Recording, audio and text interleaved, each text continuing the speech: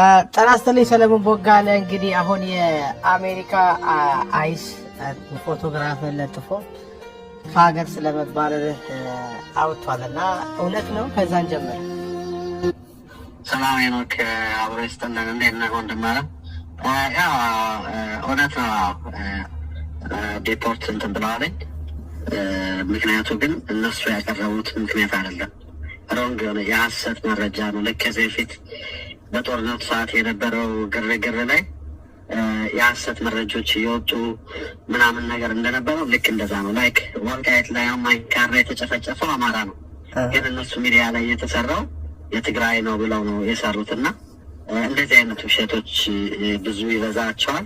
እኔ በጦርነቱ በነበረበት ሰዓት ላይ አማራ ነኝ፣ የትም ክልል አልሄድኩም፣ ህዝቤን በምግብን በማቃበል የተጎዱ የተጨፈጨፉ ወገኖችን ወደ ሕክምና በመውሰድና የተለያዩ ነገሮችን በማድረግ ህዝቤን ታድጌያለሁ።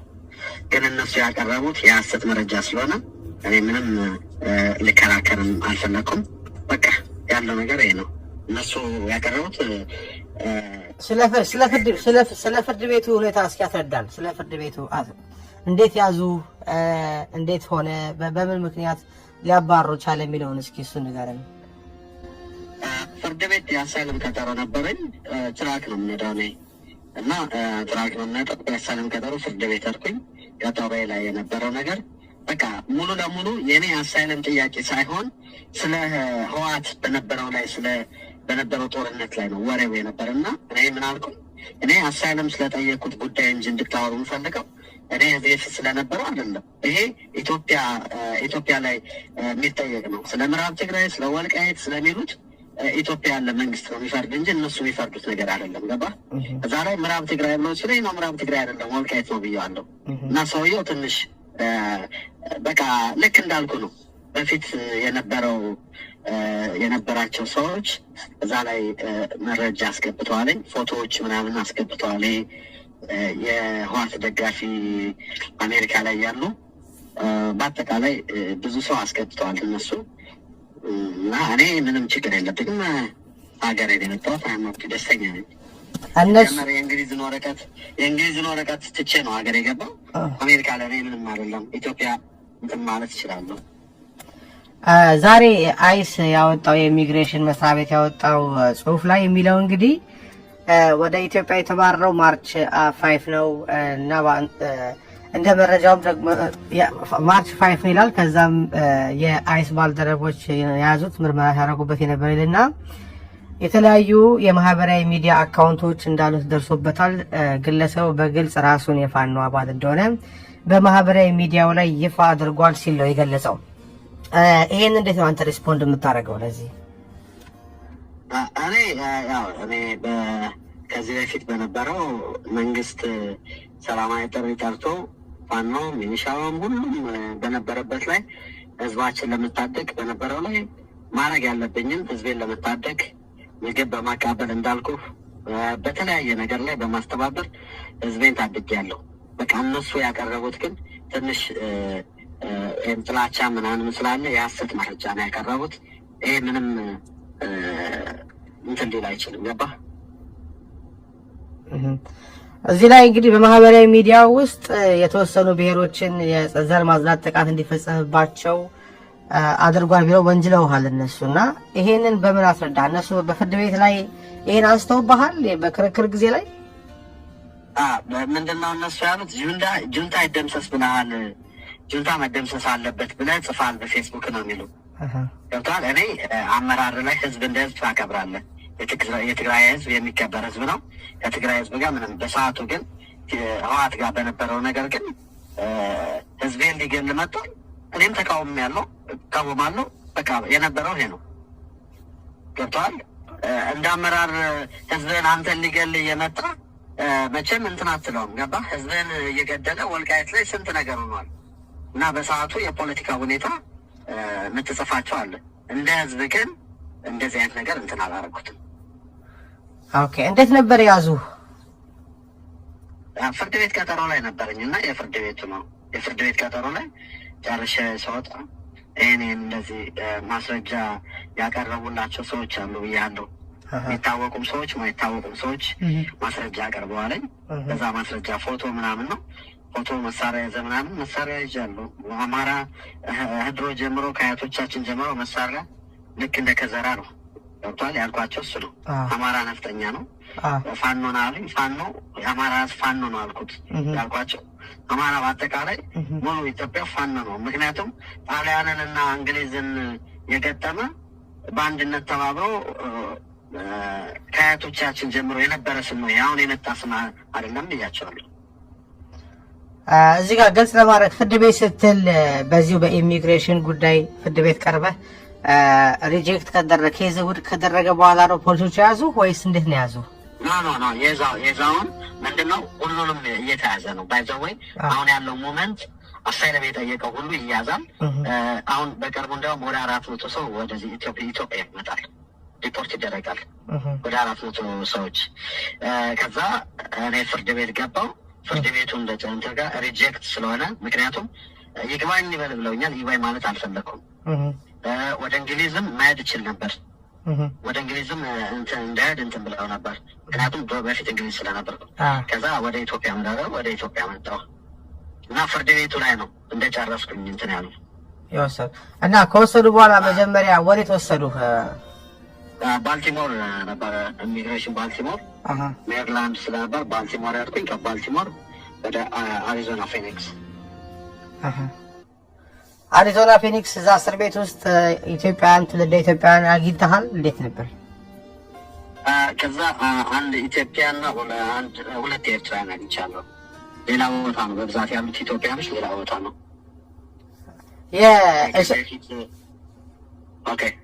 ቀጥል። ከዚህ በፊት የተለጠፉ መሰል እነሱ የቆዩ ናቸው።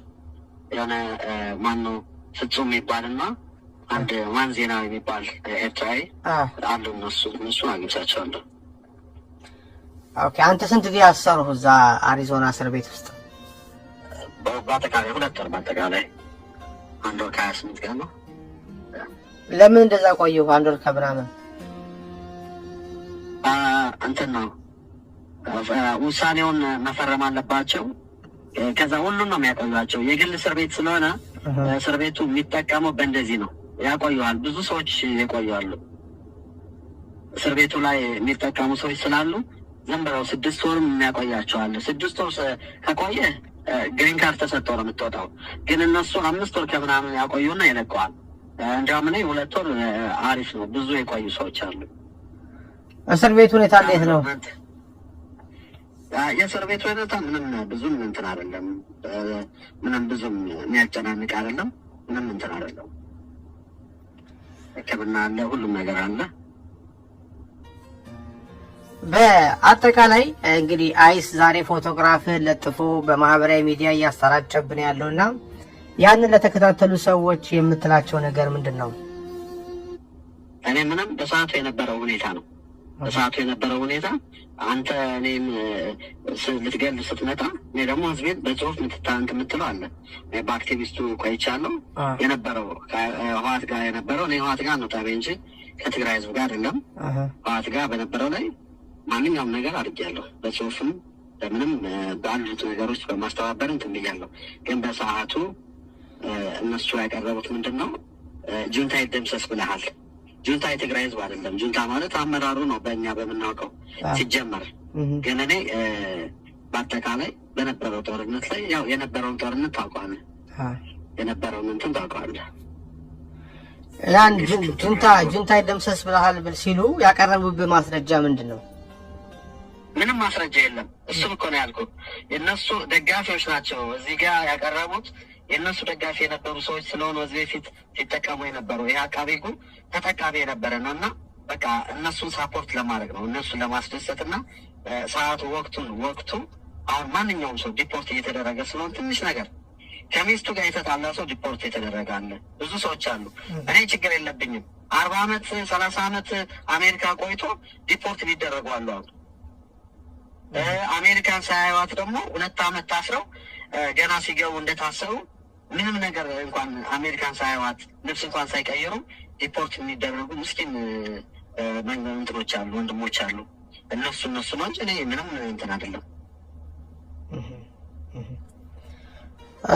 ስለዚህ በአጠቃላይ ለኢትዮጵያ ሕዝብ ታስተላልፈው መልእክት ምንድን ነው? እኔ ለኢትዮጵያ ሕዝብ ማስተላልፈው እኔ በነበረው እኔ አገሬ ላይ መኖር እችላለሁ፣ መብት አለኝ። ምክንያቱም ኢትዮጵያዊ ነኝ። የሀሳብ ልዩነት ሊኖረኝ ይችላል። የሀሳብ ልዩነት ሊኖረኝ ይችላል። እንትን ማለው ነገር አለ፣ ገባ ማልቀበለው ነገር ሊኖር ይችላል። ግን በአጠቃላይ ያለው ሁኔታ እዛ ጋር የሚደረገው ነገር በሀሰትና ፌክ የሆነ ውሸት የሆነ ነገር ነው የሚያደርጉት። በተለይ የአማራ ልጆች ካሉ በእንደዚህ አይነት ነገር እያስከሰሱ በሀሰት መረጃ እያቀረቡ ልክ እንደዚህ ዲፖርት እንዲደረጉ ነው የሚያደርጉ። እዛ ላይ ማመልከቻ ያስገቡ፣ ገና ስገባ ነው ያስገቡት። አውቀዋለሁ እኮ እኔ እንደማልቀጥል አውቀዋለሁ። ምክንያቱም እንዴት ምን ይጽፉልኛል በውስጥ ማመልከቻ ያስገብተናል፣ አንተማ እንደዚህ እንደዚህ ይለዋል፣ ገብተዋል፣ ያስፈራረዋል ይለዋል። እና እኔ ደግሞ አምኜበት ላደረኩት ነገር አንድ ኢንች የምፈራው ነገር የለም። የገደልኩት ሰውም የለም፣ ምንም ያልኩትም ሰውም የለም። አዎ ህዝቤን ታድጌያለሁ። አሁንም ወልቃይት ርስቴ ነው፣ የአማራ ርስት ነው። ገባህ? የአማራ ርስት ነው። በሰዓቱ የአማራን ህዝብ ወገኔን አቅሜ በሚችለው ታድጌዋለሁ። አንዲት ጠጠርም ትሁን በመጽሐፍ የሚሆን በምንም በማንኛውም በማስተባበር የሚሆን ህዝቤን ታድጌያለሁ። አያማት በጣም ደስተኛ ነኝ እኔ ባረኩት ነገር። ምንም ሮንግ ነገር መጥፎ ነገር ያረኩት ነገር ስለሌለ ህሊናዬ ደስተኛ ነው ሰሞኝ።